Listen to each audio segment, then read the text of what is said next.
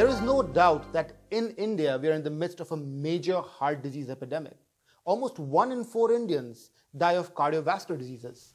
And Sameer, we have spoken about this many times on why it happens. But the biggest question is, what can we as a person do to reduce our risk? That's a great point. And my patients often ask me that. And I always tell them, one of the most important things that you can do to reduce your risk of heart disease is exercise. As a cardiologist, I cannot stress this enough. Exercise. And when I say exercise, I just don't mean go out for a stroll or for a walk. I actually mean exercise and workout. And that is why today, let us look into what is effective exercise and what are the benefits that you can get out of it. I'm Dr. Sonyalal Gupta. And I'm Dr. Sameer Gupta. And welcome to Doctors on Call. The international medical associations and even the Indian guidelines recommend at least 30 minutes of moderate intensity aerobic activities at least 5 days a week or 150 minutes a week, or at least 25 minutes of vigorous aerobic activities at least 3 days a week or total of 75 minutes a week. Now when you exercise at the right pace, your heart rate increases, your breathing rate increases and you start sweating.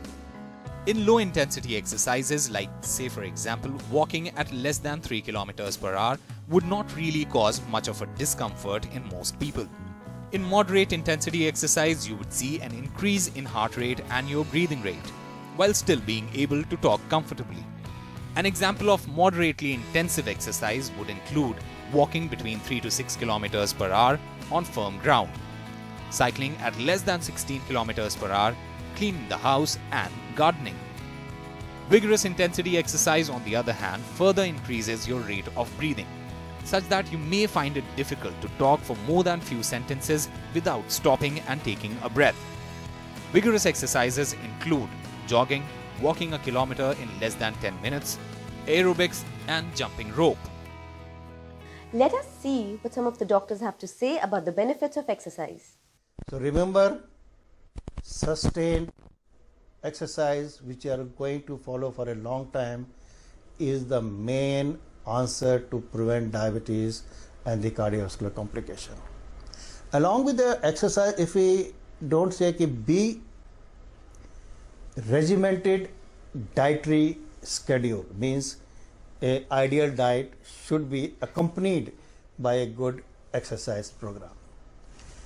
With this, my message to the audience, the listeners, from today take a pledge that anybody in the family is having diabetes, if you're obese, if your waist circumference is high, if you lead a sedentary lifestyle, if you smoke, if you take alcohol, let's start from today. A small beginning is going to give a long way in preventing diabetes and its complications. Now, it is a very well-known fact. It has been researched and proven that lifestyle change, with exercise being the main pillar, it can reduce your incidence of diabetes by about 58%, and very few drugs can actually rival that. It is the cheapest and the most cost-effective, side effect-free way of stopping yourself from becoming diabetic and having heart disease. Exercise makes your insulin work better.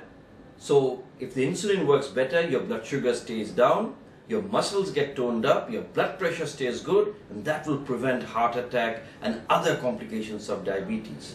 Now, by exercise, many people think that they have to go to the gym, or they have to go to the swimming pool, spend money, or they have to run or jog in the hot sun. That is incorrect.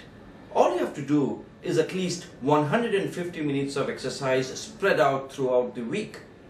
Apart from quitting smoking, exercising is one of the best things that you can do to reduce your risk of heart disease and improve your overall health. Make sure it is effective exercise. Start slow and slowly build your stamina. Also remember not to overdo it. Another important point, always talk to your doctor before you start an exercise program. Well, that's all for now. See you next week.